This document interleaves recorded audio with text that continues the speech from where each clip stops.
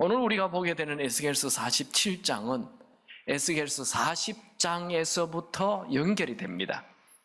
40장 1절과 3절을 보면 하나님께서 에스겔에게 환상을 보여주죠. 40장 1절, 우리가 사로잡힌 지 25째 해, 성이 함락된 후 14째 해, 첫째 달, 여섯째 날에 곧 그 날에 여호와의 권능이 내게 임하여 나를 데리고 이스라엘 땅으로 가시되.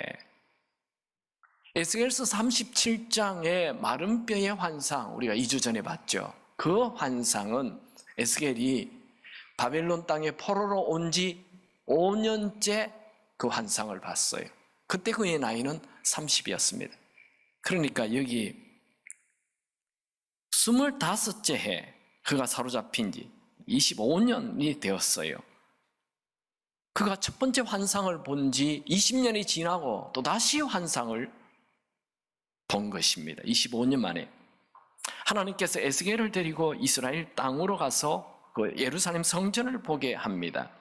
에스겔서 40장 3절, 나를 데리고 극에 이르시니 모양이 놋같이 빛난 사람 하나가 손에 삼줄과 청량하는 장대를 가지고 문에 서 있더니. 그러니까 청량하는 장대를 지닌 한 사람은 바로 앞으로 오실 예수 그리스도를 말합니다.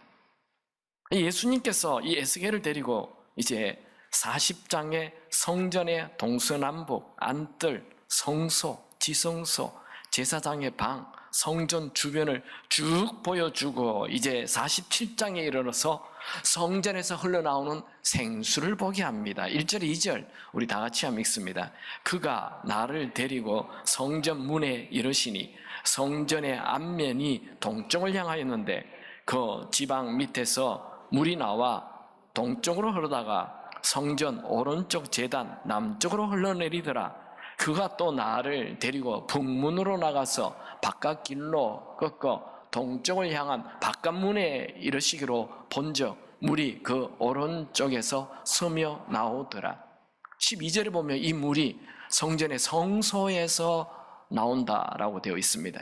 에스겔은 지금 바벨론 땅에 포로로 끌려와서 포로 생활한 지 25년 됐습니다. 그의 나이는 50세가 되었어요. 그나마 20년 전에 본 에스겔 골짜기 마른 뼈가 살아나는 환상을 보았지만 그 가슴 뛰던 환상 본 것은 이제 시들시들해졌습니다. 그가 긴 포로 생활로 인해 그의 마음은 메마른 사막처럼 되어 있었습니다. 내일에 대한 아무런 희망이 없었습니다. 어떻게 하면 이렇게 내일에 대한 아무 희망이 없는 절망 속의 사막처럼 살아가는 사람이 살아날 수 있을까요? 첫 번째로 성령의 생수를 마셔야 합니다.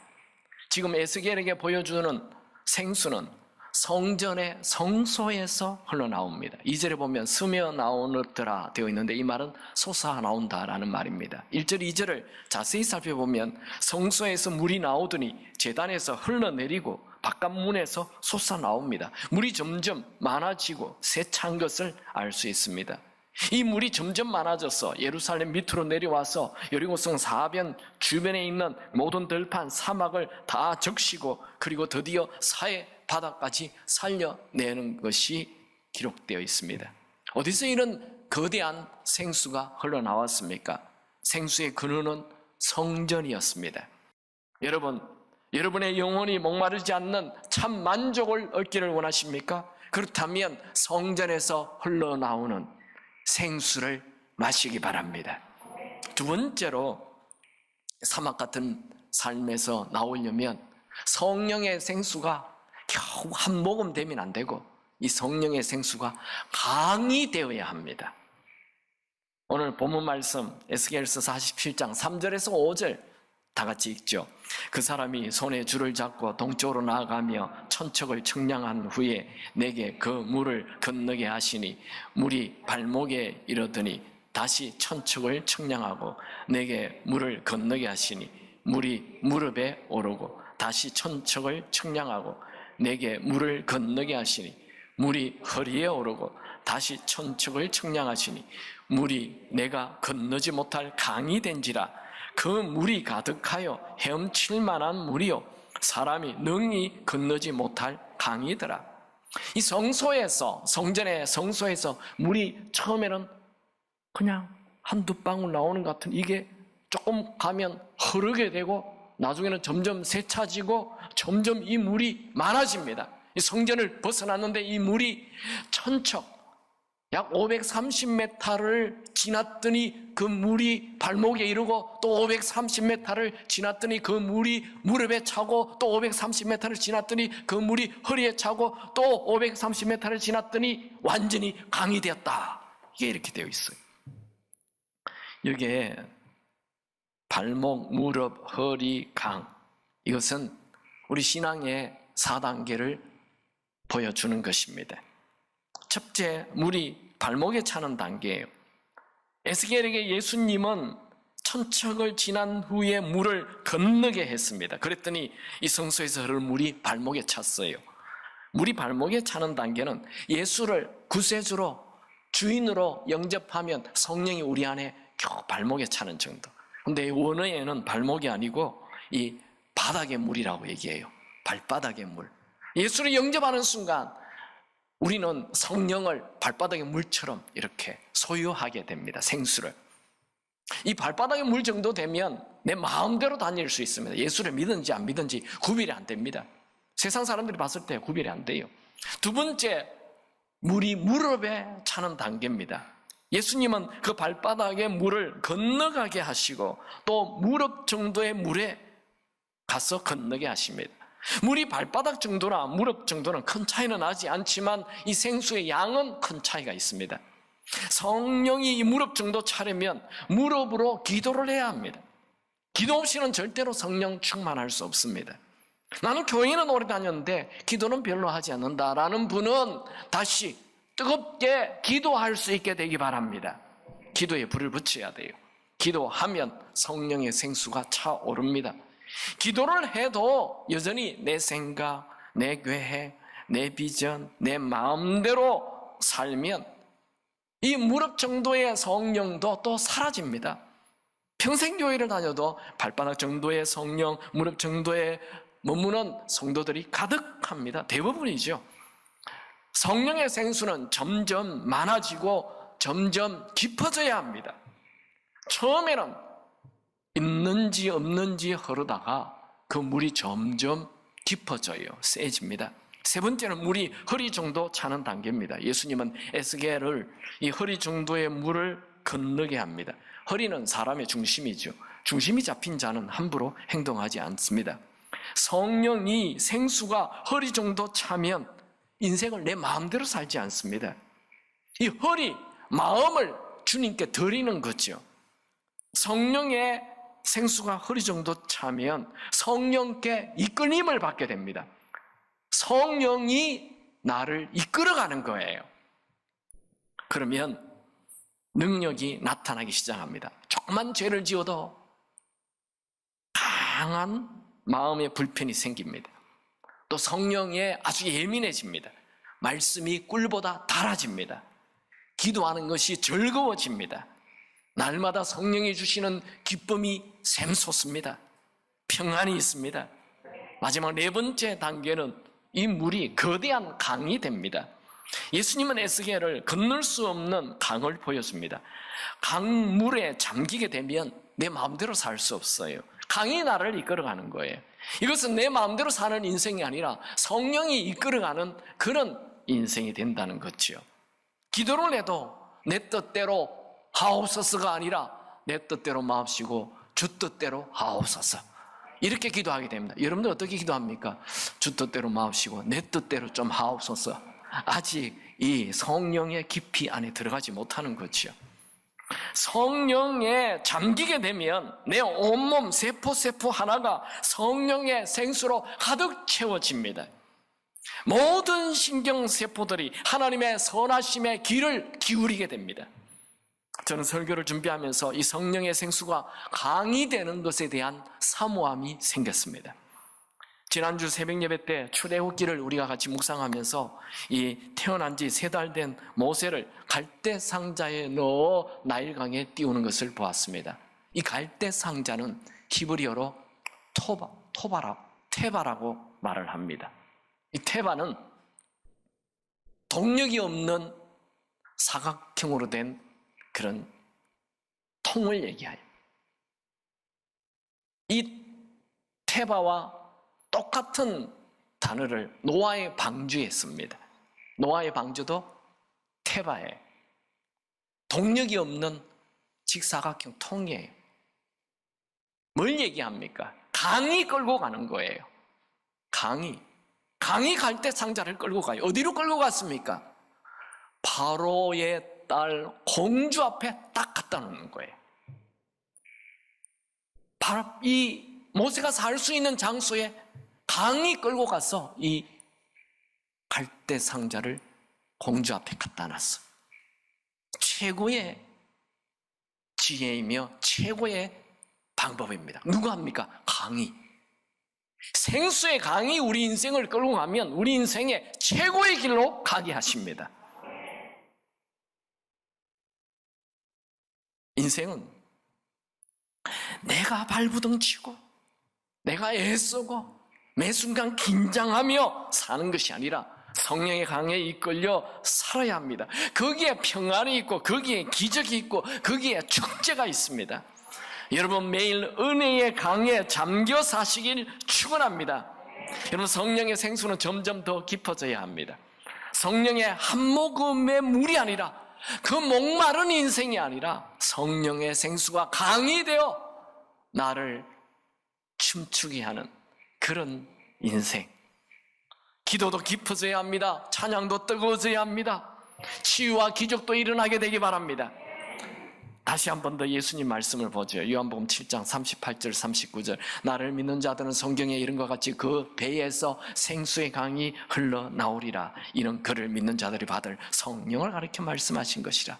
나를 믿는 자는 그 배에서 생수의 강. 이 배가 뭡니까? 타고 다니는 배가 아닙니다. 이 배를 얘기하는 겁니다. 이 배에서부터 생수의 강. 배입니까? 내면 세계 깊은 곳에서부터 생수의 강이 터지는 거예요. 여러분 인생 이렇게 살아야 하나? 살고 싶지 않다. 야, 진짜 인생 힘들다. 이런 분 생수의 강이 터지기 바랍니다. 내 내면 세계 깊은 곳에서부터 생수의 강이 터져야 돼. 그게 진짜 예수 믿는 거죠. 여러분 하나님이 가장 싫어하는 것은 자신의 육신의 힘만 의지하고 사는 것입니다. 하나님이 가장 기뻐하시는 것은 성령의 힘을 의지하고 성령에 따라 사는 그런 삶입니다. 이 성령의 은혜는 처음에는 아주 작게 시작됩니다. 여러분 교회 처음 나올 때 그렇죠. 목사님 무슨 소리 하는지 모르겠어. 이렇게 시작이 됩니다. 억지로 교회 오죠. 그런데 한 주, 두 주, 1년, 2년 가면서 성령은 가만히 있지 않습니다. 점점 깊은 곳으로 끌고 갑니다. 점점 이 신앙이 깊어집니다. 그리고 나중에는 이 생수의 강에 잠기게 되는 것입니다. 우리의 목표는 성령의 생수가 강이 되어 나를 이끌어가는 인생. 여러분 내 인생의 목표는 내가 열심히 사는 것이 아니라 성령께 이끌림 받는 인생, 그것이 최고의 인생입니다. 어떤 분은 묻습니다. 목사님, 어떻게 생수의 강에 들어갑니까? 이 본문이 나와 있잖아요.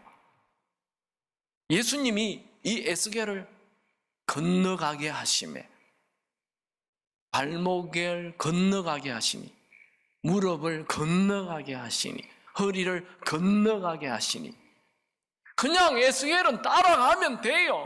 우리가 생수의 강에 이르는 비결은 예수님과 함께 하는 것이고 예수님에게 순종하는 것이고 예수님과 친밀한 관계를 유지하는 것입니다. 그러면 생수의 강에 이르게 되는 것입니다. 교회는 오래 다니는데 예수님과 함께 가지 않아요. 교회는 오래 다니는데 예수님이 건너랄 때 안 건넙니다. 무섭습니다. 나는 안 가겠습니다. 불순종은 절대로 생수의 강에 들어가지 않습니다. 여러분 말씀에 순종할 수 있게 되기 바랍니다. 예수님에게 순종할 수 있게 되기 바랍니다. 날마다 예수님과 친밀한 관계를 유지하시기 바랍니다. 나는 돈이 나의 친구입니다. 아니요, 예수가 친구 되기 바랍니다. 예수가 여러분을 끌고 가게 되기 바랍니다. 돈이 여러분을 끌고 가게 하지 마시고 예수가 여러분을 끌고 가는 그런 성령 충만한 삶이 되기 바랍니다. 예수님은 에스겔에게 성전에서 흘러나오는 생수를 보게 하신 후에 이제 그 생수의 강이 어떤 일을 하는지 보여주십니다. 첫 번째, 생수의 강은 생명을 살립니다. 같이 말씀 보죠. 에스겔서 47장 6절에서 8절 같이 있습니다. 그가 내게 이르시되 인자야 내가 이것을 보았느냐 하시고 나를 인도하여 강가로 돌아가게 하시기로 내가 돌아가니 강 좌우편에 나무가 심이 많더라. 그가 내게 이르시되 이 물이 동쪽으로 향하여 흘러 아라바로 내려가서 바다에 이르리니 이 흘러내리는 물로 그 바다의 물이 되살아나느니라. 여러분들이 이스라엘 가보면 그 예루살렘에서 이 사해바다까지 쭉 내려가면 그 예루살렘에서 사해바다까지 여리고를 통과하게 되는데 이 주변이 다 황량한 들판이며 사막입니다. 나무 한 그루 없어요. 그런데 이 생수가 흐르니 죽은 땅이 살아나요. 그리고 어떤 나무들이 생겨요. 이 생수의 강이 아라바 계곡으로 흘러가요. 이게 아라바라는 말은 마른 땅, 황무지, 협곡을 말하는데 여기서는 사해 바다에 도착하게 하는 요단 협곡을 말합니다. 성령의 생수는 절망의 광야에서 희망을 창조합니다. 여러분, 나이 죽어가는 이 인생에, 희망이 하나도 없는 인생에 누가 나에게 희망이 생기게 창조하게 해줍니까? 성령께서 죽어가는 사람을 살리고 희망을 주는 것입니다. 요즘 여러분의 삶이 광야입니까? 지금 나는 광야를 통과하는 것 같다 이런 분 있습니까? 낙심하거나 절망하지 마십시오. 그곳에서 성령의 생수를 사모하십시오. 반드시 생수가 부어지는 은혜가 있을 것입니다. 이 생수는 한두 방울 부어지는 게 아닙니다. 강이 되어 흐를 만큼 이 생수는 부어지는 것이 하나님의 계획입니다. 생수의 강이 사해 바다에 들어가자 그 죽은 바다가 살아납니다. 이게 바닷물이 되살아난다라는 말이 8절과 9절 두 번이나 나오죠. 사해 바다는 사방이 다 막힌 바다입니다. 물이 흐르지 않고 고이면 썩게 되죠. 그래서 죽는 것입니다. 사해 바다는 물이 들어오기만 하고 나가는 곳이 없어요. 그래서 죽은 바다가 되었어요. 물고기 한 마리도 없습니다. 나 자신만 생각하는 자는 사해 바다가 됩니다. 하나님은 죽은 바다를 살리기 위해 성령의 생수를 흘러보내요. 성령의 생수는 죽은 바다라 할지라도 살려내는 거예요. 여러분, 누가 죽은 지 오래된 바다를 살리겠습니까? 조그만 우물 살리는 게 아니에요. 조그만 시냇가를 살리는 게 아니에요. 조그만 강을 살리는 게 아니고 거대한 바다를 살리는. 여러분, 성령은 죽은 지 아무리 오래된 큰 바다라 할지라도 살려냅니다. 여러분, 인생은 우리의 노력으로 우리의 힘으로 해도 되지 않습니다. 아무리 해도 우리 자녀들 우리 힘으로 안 됩니다. 여러분, 인생이라는 것은 노력을 해도 황폐한 것이 인생이고 부패하고 썩어버리는 것이 인생입니다. 그러나 성령이 부어지면 순식간에 죽은 땅도 살아나고 죽은 사업이 살아나고 죽은 부부관계가 살아나고 죽은 부자관계가 살아납니다. 병든 몸도 살아납니다. 9절에서 10절 같이 읽겠습니다. 이 강이 이르는 곳마다 번성하는 모든 생물이 살고 또 고기가 심히 많으리니 이 물이 흘러 들어가므로 바닷물이 되살아나겠고 이 강이 이르는 각처에 모든 것이 살 것이며 또 이 강 가에 어부가 설 것이니 엔게디에서부터 에네클라임까지 그물 치는 곳이 될 것이라. 그 고기가 각기 종류를 따라 큰 바다의 고기같이 심히 많으려니와. 이 생수의 강이 흐르니까 이 물이 이르는 데마다 생물들이 살아나고 바다에 물고기가 심히 많아졌어요. 이 사해 바다에 이미 물고기가 없으니까 말이 싹 없어졌는데 이 엔게디와 에나클라임에 어부들이 몰려들기 시작했어요. 이것은 은혜로 모든 것이 풍성해짐을 말합니다. 성령이 계시는 곳에는 모든 것이 풍성해집니다. 은혜가 넘치게 됩니다. 사람들이 몰려옵니다. 죽었던 마을이 살아나고 회복됩니다. 방금 읽은 구절에 모든 생물이 살아나고 바닷물이 되살아나고 각처의 모든 것이 살 것이며, 이런 말씀이 계속 나오죠. 살고 되살아나고 모든 것이 살 것이며. 참 신나죠? 여러분, 지금 여러분의 삶이 생동감이 넘치는 삶입니까? 그렇지 않다면 성령의 생수로 모든 것이 되살아나는 이런 축복이 있게 되길 바랍니다. 이게 살아난다라는 말은 원어로 라파라는 말을 쓰는데, 라파는 치유를 얘기합니다. 그러니까 성령이 임하면 병든 몸이 살아나고 병든 마음이 치유가 되는 것입니다. 여러분, 이 세상을 보면 우리는 낙심이 될 수밖에 없습니다. 내 주변 사람들을 보면 낙심이 되죠. 나를 쳐다봐도 낙심이 되죠. 그러나 하나님에게 가면 하나님은 나를 고치시고 좋은 것으로 채워주시는 분이십니다. 다시 본문으로 돌아갑니다. 에스겔서 47장 6절에서 10절까지는 생수의 강이 쭉 주변을 살리는 것이 기록되어 있죠. 그런데 11절에 좀 다른 말씀을 합니다. 11절을 같이 읽습니다. 그 진펄과 개펄은 되살아나지 못하고 소금 땅이 될 것이며, 진펄과 개펄이라는 말은 물이 조금 들어있는 진흙 구덩이를 말합니다.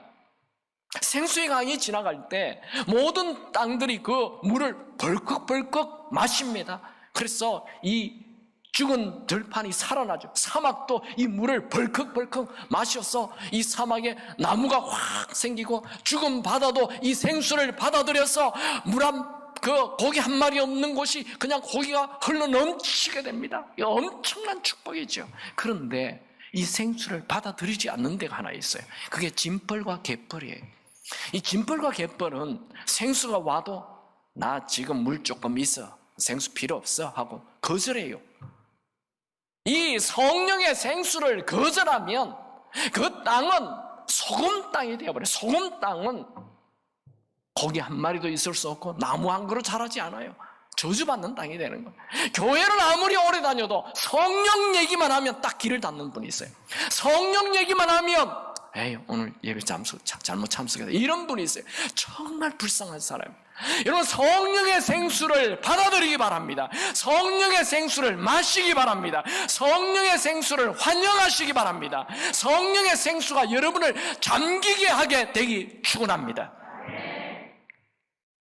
잠언 29장 18절, 묵시가 없으면 백성이 방자에 행한다. 이 묵시는 환상으로 번역이 돼요. 그러니까 환상이 없으면 백성이 방자에 행한다. 이 방자에 행한다라는 말도 망한다라는 말로 번역할 수 있습니다.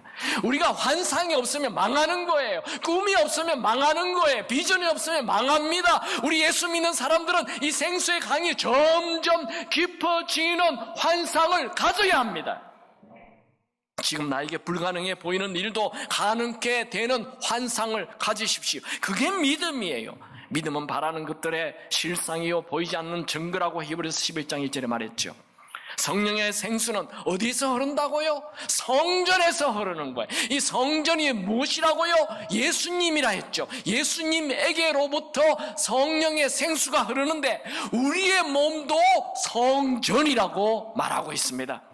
고린도전서 3장 16절, 너희는 너희가 하나님의 성전인 것과 하나님의 성령이 너희 안에 계시는 것을 알지 못하느냐? 우리에게 성령의 생수가 흘러 나가야 합니다. 나만 예수 믿고 끝이 아니라 나에게로부터 성령의 생수가 흘러나와서 젤젤젤 그냥 쫄쫄쫄 흐르는 정도가 아니라 이게 강이 되어 흘러서, 강은 민족을 상징합니다. 내 나로부터 한 민족을 살려내야 되는 것입니다. 여러분, 여러분이 살고 여러분의 가정이 살고, 아멘이 없습니까? 여러분에게 성령의 생수가 흘러 여러분이 살고 여러분의 가정이 살고 교회가 살고 이 나라가 살고 온 민족이 살게 되기를 축원합니다. 저는 우리 교회가 이 수지에서 그냥 조그만 교회로 대충 믿다 끝내는 교회가 아니라 우리 교회가 이 한국을 살려내는 교회 되기 바랍니다. 무엇으로? 성령으로. 그건 우리의 노력이 아니라 성령께서 하시는 것입니다. 성령의 생수가 흐르면 성령께서 그 일을 하십니다. 날마다 돈에 잠겨 살지 마시고, 날마다 염려, 근심, 걱정에 잠겨 살지 마시고 성령에 잠겨 사시길 축원합니다.